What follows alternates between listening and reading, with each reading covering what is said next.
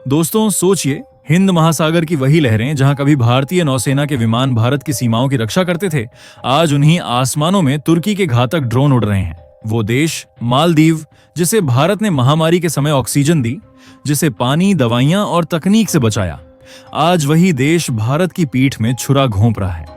मालदीव के नीले आसमान में अब भारत के डोर्नियर निगरानी विमान नहीं, बल्कि तुर्की के TB2 ड्रोन मंडरा रहे हैं। यह सिर्फ एक सौदा नहीं, यह विश्वास का अंत है।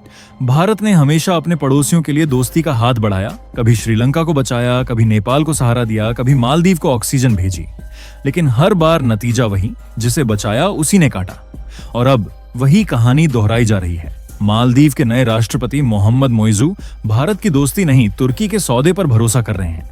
उन्होंने खुलेआम भारत के प्रस्ताव को ठुकराया, वो भी उस डोर्नियर ऑफर को जो भारत ने उन्हें लगभग मुफ्त में एक रणनीतिक साझेदारी के रूप में दिया था। पर अब मोइजू ने कहा नो थैंक यू, और उसी वक्त साइन कर दिया तुर्की से डील, जहां से 2 घातक बैराक्टर TB2 ड्रोन मालदीव के लिए भेजे जा चुके हैं। ये सिर्फ एक रक्षा सौदा नहीं, ये भारत की विदेश नीति के सामने एक कटु परीक्षा है। वो नीति जो पड़ोसी पहले के नाम से चली थी, अब सवालों के घेरे में है। मालदीव के अखबार अदादू की रिपोर्ट ने जो खुलासा किया है, उसने हिंद महासागर की राजनीति में हलचल मचा दी है। रिपोर्ट के मुताबिक तुर्की से भेजी गई बैराक्टर TB2 नामक उन्नत ड्रोन की 2 खेपें हाल ही में गर्ण इंटरनेशनल एयरपोर्ट पर उतरी हैं। करीब $90 मिलियन की यह डील सिर्फ रक्षा खरीद नहीं, बल्कि एक गहरी रणनीति का हिस्सा लगती है। मालदीव नेशनल डिफेंस फोर्स अब वहीं एक नया ड्रोन ऑपरेशन सेंटर बना रही है, जहां इन ड्रोनों से निगरानी, प्रशिक्षण और संभावित टारगेट मॉनिटरिंग की तैयारियां चल रही हैं। लेकिन असली बात यह है, ये वही गर्ण एयरपोर्ट है जो कभी ब्रिटिश रॉयल एयरफोर्स का बेस हुआ करता था। 1965 में मालदीव की आजादी के बाद यह प्रतीक बना था स्वतंत्रता का, और आज वही एयरबेस किसी और के नियंत्रण की छाया में जा रहा है। सबसे चौंकाने वाली बात यह है कि मालदीव सरकार के अधिकारी इस पूरे सौदे पर पूर्ण चुप्पी साधे हुए हैं। अदादू की रिपोर्ट के अनुसार डिफेंस मिनिस्ट्री के प्रवक्ता से लेकर सुरक्षा सलाहकार तक किसी ने एक भी शब्द नहीं बोला। और यहीं से शुरू होती है असली कहानी, क्योंकि रक्षा विशेषज्ञों के मुताबिक ये सिर्फ एक ड्रोन डील नहीं, बल्कि एक बहुराष्ट्रीय रणनीतिक प्लान है। एक ऐसा प्लान जिसमें मालदीव, तुर्की, पाकिस्तान और चीन चारों एक ही थ्रेड से जुड़े हैं। मकसद साफ है, हिंद महासागर के बीचों बीच भारत के नजदीक एक ऐसा नया निगरानी ठिकाना तैयार किया जा रहा है, जहां से भारतीय नौसेना की हर हलचल पर नजर रखी जा सके। ये सिर्फ ड्रोन की तैनाती नहीं, बल्कि भारत के चारों ओर एक स्ट्रैटेजिक सर्विलेंस रिंग बिछाने की शुरुआत है। रिपोर्ट्स के मुताबिक मालदीव के इस नए अड्डे को बनाने के लिए चीन और तुर्की पैसा ऐसे बहा रहे हैं जैसे पानी, और पाकिस्तान पर्दे के पीछे हथियारों की सप्लाई लाइन संभाल रहा है। अब सोचिए, कुछ ही दिन पहले भारत ने मालदीव को रक्षा सहयोग बढ़ाने का प्रस्ताव दिया था, लेकिन राष्ट्रपति मोइजू ने उसे ठुकरा दिया। यानी साफ है, भारत से दूरी, भारत के दुश्मनों से नजदीकी। इस फैसले ने मालदीव के अंदर ही राजनीतिक भूचाल ला दिया है। विपक्ष खुलकर सवाल पूछ रहा है, जब देश की अर्थव्यवस्था डूब रही है, लोग बेरोजगारी और महंगाई से परेशान हैं, तो सरकार को करोड़ों डॉलर खर्च करके तुर्की के महंगे ड्रोन खरीदने की इतनी जल्दी क्यों थी? और बड़ा सवाल, ये ड्रोन आखिर किसके खिलाफ इस्तेमाल होंगे? क्योंकि सच्चाई ये है, मालदीव की पूरी सेना में बस 4 से 4,500 सैनिक हैं। न उनके पास कोई टैंक है, न कोई फाइटर जेट। तो फिर इतना भारी भरकम हथियार क्यों?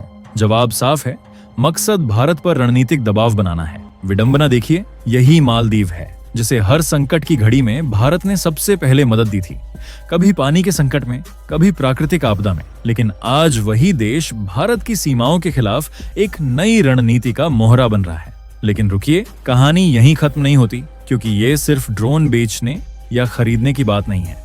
असल खेल तो पर्दे के पीछे चल रहा है। तो आखिरकार क्या है पूरी डेवलपमेंट? चलिए इसे पूरी डिटेल में समझते हैं। लेकिन उससे पहले, अगर आप वीडियो देख ही रहे हो तो बस 1 सेकंड निकालकर लाइक बटन दबा दो और चैनल को सब्सक्राइब कर लो। आपके लिए 1 सेकंड होगा, लेकिन हमारे लिए बहुत बड़ी मदद है।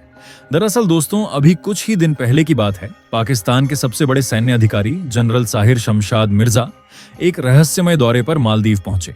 वो सीधे राष्ट्रपति मोइजू और उनकी डिफेंस टीम से मिले, और मीटिंग का विषय था सैन्य सहयोग। अब सोचिए, तुर्की के ड्रोन, चीन का पैसा और अब पाकिस्तान के जनरल का दौरा। क्या ये सब महज इत्तेफाक है, या हिंद महासागर में कुछ बड़ा पक रहा है? रक्षा विशेषज्ञों की रिपोर्ट साफ कहती है, अगर ये 3 देश, पाकिस्तान, तुर्की और मालदीव, एक साथ कोई रणनीतिक चाल चलते हैं, तो 2040 तक ये भारत के सामने सबसे बड़ी समुद्री चुनौती बन सकते हैं। यानी मालदीव अब सिर्फ एक छोटा पर्यटन स्वर्ग नहीं बल्कि एक स्ट्रैटेजिक वॉर हब में बदल रहा है, जहां भारत के विरोधी अपनी नई बिसात बिछा रहे हैं। लेकिन कहानी का सबसे बड़ा ट्विस्ट तो अब आता है। जो देश गले गले तक कर्ज में डूबा है, जिसकी अर्थव्यवस्था सांस लेने को तरस रही है, वो अचानक इतने महंगे ड्रोन, इतने महंगे हथियार खरीद कैसे रहा है? आंकड़े खुद सब कुछ कह देते हैं। मार्च 2025 तक मालदीव पर $8.2 बिलियन का कर्ज है, जिसमें से 3.4 बिलियन तो सिर्फ बाहरी कर्ज है, और वो भी चीन और भारत से। सिर्फ 2025 से 26 में उन्हें $1.6 बिलियन की किस्तें चुकानी है। तो सवाल ये उठता है, जब जेब खाली है तो ये पैसा आ कहां से रहा है? क्या कोई तीसरा देश इन हथियारों की फंडिंग कर रहा है? क्या कोई छिपा सौदा हुआ है जो अभी सामने नहीं आया? और सबसे कड़वा सच भारत के लिए यही है। भारत ने मालदीव को $750 मिलियन की मदद दी। सैन्य उपकरण, डोर्नियर विमान, यहां तक कि हमारे पायलट वहां उनकी ट्रेनिंग के लिए तैनात रहे। लेकिन राष्ट्रपति मोइजू ने एक पल में सब भूलकर सीधे तुर्की और पाकिस्तान की गोद में जा बैठे। मालदीव की ये कहानी अब और गहरी मोड़ ले चुकी है। विपक्ष के एक नेता और पूर्व सांसद मोहम्मद वहीद का खुलासा चौंकाने वाला है। मामला सिर्फ TB2 ड्रोन तक सीमित नहीं रहा। उनके मुताबिक खरीदारी का मूल्य $1490 मिलियन से ऊपर है, और पैकेज में तुर्की का बड़ा और ज्यादा खतरनाक ड्रोन अकिंजी भी शामिल है। अकिंजी TB2 का बड़ा भाई है, ऊंचाई पर उड़ने वाला, भारी मिसाइलें लेकर चलने में सक्षम और ज्यादा लंबी रेंज वाला प्लेटफॉर्म। सोचिए, एक छोटे से द्वीप राष्ट्र के पास अब ऐसे उपकरण आ रहे हैं जो सैन्य संतुलन को पलट सकते हैं। स्थानीय अखबार अदादू की रिपोर्ट कहती है कि इन ड्रोन के साथ साथ 2-3 कंटेनरों में भरे हुए रक्षा उपकरण भी आए हैं। यानी यह सिर्फ शोकेस नहीं, असली क्षमता है। और यही बात हर भारतीय के मन में एक कड़वा सवाल छोड़ जाती है, क्या हम ऐसे पड़ोसियों पर अपना पैसा और संसाधन बरसाते रहें जो साफ साफ हमारे विरोधियों की तरफ झुकते दिखते हैं? जब हमारा पैसा उनकी तरक्की और सुरक्षा के काम आता है और वे उसी मदद को पलटकर दूसरों से हथियार लेते हैं, तो क्या वह मदद बेवकूफी नहीं बन जाती? ये सवाल भावनात्मक ही नहीं, रणनीतिक हैं, क्योंकि हिंद महासागर में हर नया हथियार, हर नया बेस हमारी सुरक्षा रेखा को छेदता है। और जैसे ही मालदीव की कहानी गर्म हो रही थी, दूसरी बड़ी खबर चीन से आई। और ये कोई सामान्य वीडियो नहीं है। चीन ने अभी अभी जो क्लिप जारी की है, उसमें हवा में उड़ता एक ऐसा प्लेन दिखता है जैसे किसी फिल्म का एलियन शिप सीन। ये है J-26 कॉलिंग कार्ड, दुनिया का पहला माना जा रहा 6th जनरेशन फाइटर। वहां से पहले जो फुटेज आई थी, उसने अमेरिका और भारत दोनों को हिलाकर रखा था, क्योंकि यह पहली बार था जब फाइटर टेक्नोलॉजी में ऐसा सन्नाटा टूटा। पर मजेदार बात यह है कि उसके बाद J-26 गायब हो गया। महीनों तक कोई नई क्लिप नहीं आई, कोई आधिकारिक बात नहीं, और अचानक अब चीन ने इसे फिर से दिखा दिया। वीडियो में एक और पारंपरिक J-20 है और दूसरी ओर ये J-26, जिसे चीन ने कोड नेम दिया है रेड एम्परर, लाल बादशाह। चीन ने यह वीडियो यूं ही नहीं छोड़ी। जो अब दिखा है वो पहली फ्लाइट से बिल्कुल अलग है, और इस बार बदलाव इतने सार्थक हैं कि उसे अपग्रेडेड कहना कम लगेगा। कुछ महीनों में ही चीनी इंजीनियरों ने डिजाइन की खामियों को पकड़ा, सुधार किया और फिर उसे दोबारा हवा में भेजकर टेस्ट कर लिया, इस बार क्लीनली और कॉन्फिडेंटली। सबसे पहला चौंकाने वाला फैक्टर इसका कॉकपिट। यहाँ पायलट पारंपरिक फॉर्म में नहीं बैठे, आगे आगे एक के पीछे वाला नहीं, बल्कि साइड बाय साइड। हाँ, बिल्कुल वैसे जैसे किसी पैसेंजर प्लेन में होता है। ये सिर्फ स्टाइल नहीं, पीछे से बड़े इंजनों के लिए जगह देने की ठोस वजह है। अब असली क्रेज, ये जहाज 3 इंजन वाला है। सोचो, आम लड़ाकू विमान 2 इंजन पर चलते हैं, ये प्लेन 3। नतीजा, चीन का दावा है कि स्पीड मैक 3 के करीब जा सकती है, यानी ध्वनि की 3 गुना। अगर वैसा हुआ तो एयर स्पेस की रेस में यह बड़ा गेम चेंजर होगा। हथियारों का सेटअप भी परंपरा से अलग है। इस मशीन पर बाहर हार्ड पॉइंट्स नहीं दिख रहे, यानी बाहरी पायलन्स पर मिसाइलें लटकाने का ऑप्शन नहीं।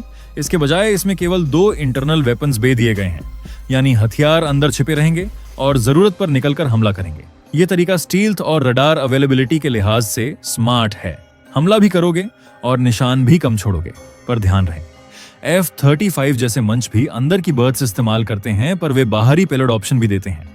यह चीनी लाल बादशाह फिलहाल केवल अंदर ही हथियार ले जाने पर मोहर लगा रहा है। अब बात करते हैं इस चीनी एयरक्राफ्ट के रडार और रेंज की।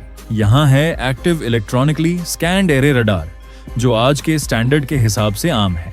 इलेक्ट्रो ऑप्टिक टारगेट सिस्टम भी है, कुछ नया नहीं। यह हमारे राफेल में भी है। लेकिन असली खेल इसकी फ्लाइट रेंज में है। तीन इंजन होने के बावजूद चीन का दावा है कि इसकी रेंज F-35 के मुकाबले 2.5 गुना और F-22 रैप्टर के मुकाबले डबल होगी। और ये कैसे? इंजन स्विचिंग टेक्नोलॉजी की वजह से।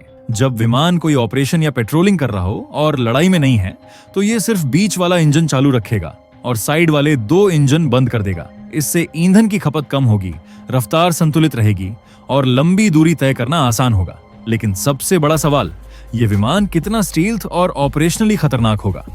अभी तक जो जानकारियां हैं वे केवल चीन के दावे हैं। दुनिया भर के एक्सपर्ट्स ने वीडियो फुटेज वेरीफाई किया है, इसलिए बेसिक फीचर्स पर भरोसा किया जा सकता है। लेकिन कौन सी मिसाइलें लगेगी, असली लड़ाई में कितना प्रभावी होगा, अभी इसकी पुष्टि किसी विश्वसनीय सोर्स से नहीं हुई। यही वजह है कि इस पर सवाल और शक दोनों बने हुए हैं। तो आपका क्या ख्याल है? क्या चीन ने वाकई एक गेम चेंजर विमान बनाया है या यह सिर्फ दिखावा है? नीचे कमेंट में अपनी राय जरूर बताइए। और दोस्तों, ये थी आज की बड़ी खबर जो काफी रिसर्च और मेहनत के बाद हमने आपके सामने रखी है। तो अगर आप हमारी मेहनत को सपोर्ट करना चाहो तो वीडियो को लाइक और चैनल को सब्सक्राइब करके अपने दोस्तों से शेयर कर दें, ताकि उन्हें भी ये जानकारी मिल सके। जय श्री राम।